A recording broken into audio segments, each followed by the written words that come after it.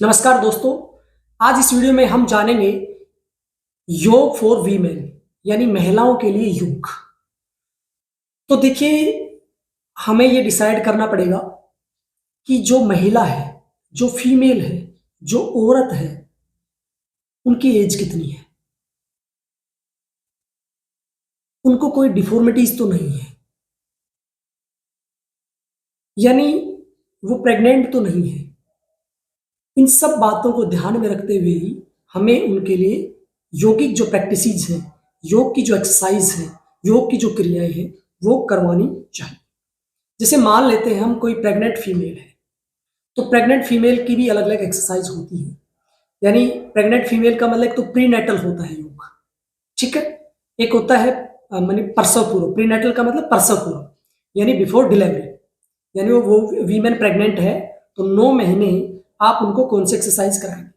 इसके लिए क्वार्टरली हम एक्सरसाइज करा सकते हैं कि पहली तिमाही में ये एक्सरसाइज हम करवाएंगे, दूसरी तिमाही में हम ये एक्सरसाइज कराएंगे, और अंतिम जो तिमाही है ताकि डिलीवरी नॉर्मल हो जाए उनको हम ये एक्सरसाइज कराएंगे। तो ये मैंने बात की प्रीनेटल की, यानी प्रसव पूर्व जो एक्सरसाइज है या यौगिक क्रियाएं हैं या यौगिक प्रैक्टिसेस है वो कौन सी रहेंगी। दूसरी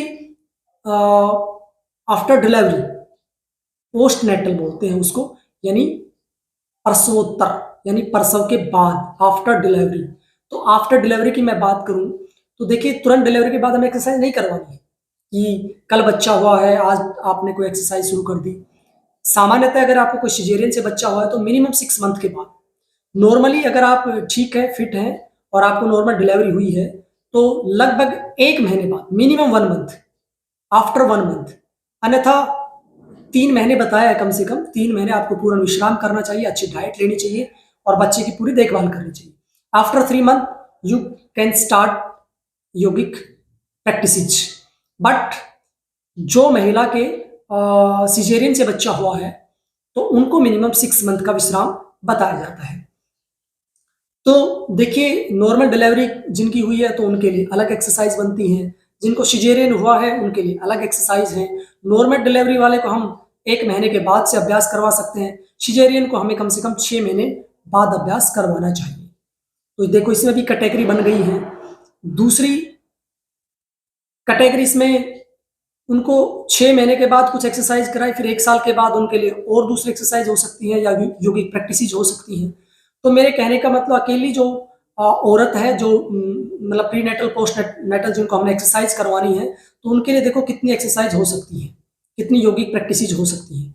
दूसरी अगर मैं बात करूं कि ड्यूरिंग मेंसेज कोई भी फीमेल है और जिनको मेंसेज शुरू हो गए हैं तो उनके लिए हमें प्रिकॉशंस बतानी पड़ेंगी या इंस्ट्रक्शन देना पड़ेगा बिफोर योगिक प्रैक्टिसेस। तो ड्यूरिंग मेंसेज जो 3 to 5 डेज का पीरियड होता है, उनका टाइमिंग होता है 3 से 5 दिन का, उस दौरान हमें हार्ड एक्सरसाइज तो करवानी ही नहीं है, और दूसरी पेट के बल लेटने वाली कुछ एक्सरसाइज हमें नहीं करवानी है। तो ये कुछ मतलब इंस्ट्रक्शन हमें बतानी पड़ेंगी, है ना, कुछ बातें हमें बतानी पड़ेंगी। तो इसमें भी हमें कैटेगरी मिल गई एक कि ड्यूरिंग प्रेगनेंसी आपको ये एक्सरसाइज नहीं करनी, और ड्यूरिंग प्रेगनेंसी आपको ये एक्सरसाइज नहीं करनी, ड्यूरिंग प्रेगनेंसी आफ्टर प्रेगनेंसी आपको ये एक्सरसाइज नहीं करनी है। तो ऐसे औरत की कई कैटेगरी बन जाती है। ऐसे मेनोपॉज के समय जब मेंसेस बंद हो जाते हैं तो उस समय आपको ये एक्सरसाइज नहीं करनी है। अगर कोई वीमेन को कमर में दर्द है, वीमेन को साइटिका की प्रॉब्लम है, वीमेन को पेट से रिलेटेड कोई प्रॉब्लम है ना, पीसीओडी पीसीओएस की प्रॉब्लम है, तो उनके अंदर कौन सी एक्सरसाइज करनी है, कौन सी नहीं करनी। तो मेरे कहने का मतलब ये है कि डिजीज के अकॉर्डिंग भी कैटेगरी बन सकती है वीमेन की, उनकी प्रीनेटल पोस्टनेटल के आधार पर भी कैटेगरी बन सकती है उनकी, और मेंसेस के आधार पर भी उनकी कैटेगरी बन सकती है। जिनको ब्लीडिंग लंबे समय तक होती है, 5 दिन से ज्यादा होती है, तो उनके लिए अलग एक्सरसाइज है।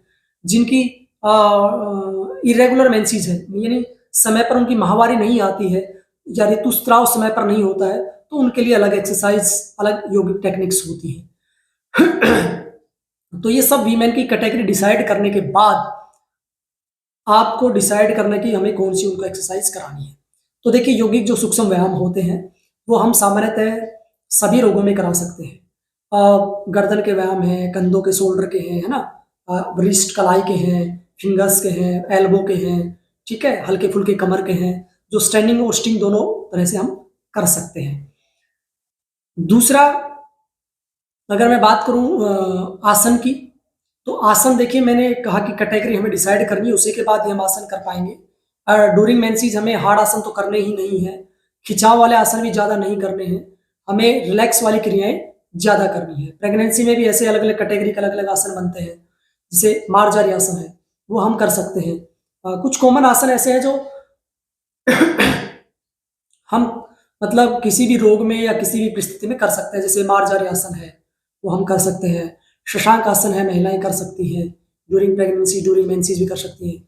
योग निद्रा है, उसका भी सामान्य अभ्यास किया जा सकता है। बटरफ्लाई है, उसका सामान्य अभ्यास हम कर सकते हैं।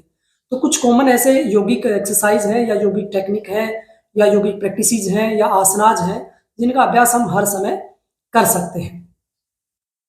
लेकिन इसके अतिरिक्त बहुत से ऐसे आसन हैं जो अलग अलग स्थितियों में अलग अलग कैटेगरी की वीमेंस को नहीं करने चाहिए, तो ये हमें बात ध्यान रखनी है। अब अगली मैं बात करूं कि वार्म अप एक्सरसाइज, तो सूक्ष्म व्यायाम से कुछ वार्म अप हो जाते हैं। जो फिट एंड फाइन वीमेन हैं, हेल्दी हैं, युवा हैं, वो सूर्य नमस्कार आदि और जो कठिन आसन उनका कर सकती है अभ्यास, कोई प्रॉब्लम नहीं है। लेकिन ड्यूरिंग प्रेगनेंसी हमें सूर्य नमस्कार नहीं कराना है, किसी रोग विशेष में मेंसेस के समय सूर्य नमस्कार हमें नहीं कराना है। सूर्य नमस्कार के कुछ स्टेप्स हम जरूर करवा सकते हैं, यानी सूर्य नमस्कार के स्टेप्स को हम टुकड़ों में करवा सकते हैं ना, एक साथ कंप्लीट सूर्य नमस्कार नहीं कराना है, हमें ये ध्यान रखना है। ऐसे में बात करूं कि जैसे ड्यूरिंग प्रेगनेंसी पेट के बल तो लेट के कोई एक्सरसाइज करनी नहीं है, है ना। मेंसेस के समय भी पेट के बल लेट के आपको कोई एक्सरसाइज नहीं करनी है ना। तो कुछ कुछ एक्सरसाइज हैं जो आप कर सकते हैं, यानी कमर के बल लेट कर आप आराम से एक पैर को मोड़ के ऐसे रख के दूसरे पैर को आराम आराम से उठा सकते हैं, फिर इस पैर को मोड़ के रख लेंगे, ऐसे ऐसे कर सकते हैं, ठीक है ना। ऐसे कुछ एक्सरसाइज आप कर सकते हैं। इसके अतिरिक्त मैं बात करूं प्राणायाम की, तो देखिए प्राणायाम बहुत ही उपयोगी होते हैं प्रीनेटल पोस्टनेटल में भी, मेंसेस के समय भी। और आप अनुलोम विलोम कर सकते हैं, नाड़ी शोधन का अभ्यास कर सकते हैं, सूर्य वेदी कर वो सीजन देखना पड़ेगा आपको कि कौन सा सीजन है और कौन सा आपको रोग है। सूर्य वेदी, चंद्र वेदी कर सकते हैं, शीतली शीतकारी कर सकते हैं। भस्त्रिका देखना पड़ेगा आपको कि करना है कि नहीं करना है। ऐसे कपालभाति भी आपको देखना पड़ेगा करना है या नहीं करना है। भ्रामरी आप कर सकते हैं, कोई प्रॉब्लम नहीं है, सभी परिस्थितियों में आप कर सकते हैं। इसके अतिरिक्त मैं बात करूं प्राणायाम के बाद मुद्राओं की, तो मुद्राओं में आप उज्जयी प्राणायाम कर सकते हैं, कोई ना सॉरी हाँ प्राणायाम में उज्जयी आप कर सकते हैं, कोई प्रॉब्लम नहीं है। अगर मैं बात करूं मुद्राओं की, तो हस्त मुद्राएं हैं वो सभी आप कर सकते हैं, लेकिन फिर भी आप देख लीजिए कि कौन सी मुद्रा आपके लिए बेनिफिशियल है और कौन सी आपको प्रोहिबिटेड है ना। और इसके अतिरिक्त मैं बंद की बात करूं, तो देखिए मूल बंद नॉर्मली आप हल्का फुल्का लगा सकते हैं। उड़ियान बंद तो पॉसिबल नहीं है, ना मेंसेस में आपको लगाना है और न ही आप आफ्टर और बिफोर डिलीवरी आपको लगाना है। हाँ, जालंधर बंद का अभ्यास आप नॉर्मली कर सकते हैं। वो भी देखिए जो भी वीमेन है किसी भी बीमारी से ग्रसित है या मेंसेस के समय है या प्रेग्नेंट है, किसी भी परिस्थिति में किसी के सानिध्य में अभ्यास करें। देखा देखी या वीडियो सुनकर अभ्यास नहीं करना चाहिए, ये इंपॉर्टेंट बात मैं आपको बता रहा हूँ कि अपनी मर्जी से कोई भी एक्सरसाइज ना करें और अकेले में ना करें, कोई ना कोई आपके साथ रहे, आप किसी की निगरानी में ही इन क्रियाओं का अभ्यास करें तो अच्छा रहता है। अब मैं बात करूं मुद्रा बंद के बाद मेडिटेशन का अभ्यास आप डेफिनेटली कर सकते हैं और मेडिटेशन आपके लिए बहुत ही अच्छा है। प्रीनेटल में भी पोस्टनेटल में भी, यानी प्रसव पूर्व और प्रसवोत्तर दोनों परिस्थितियों में आपके लिए बहुत अच्छा है, बहुत उपयोगी है, बहुत ही गुणकारी है आपके लिए मेडिटेशन।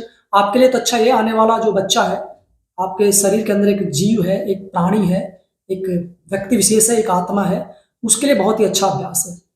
तो मेडिटेशन उनके लिए बहुत ही उपयोगी है और स्ट्रेस को दूर करने के लिए भी मेडिटेशन फीमेल के लिए बहुत जरूरी है।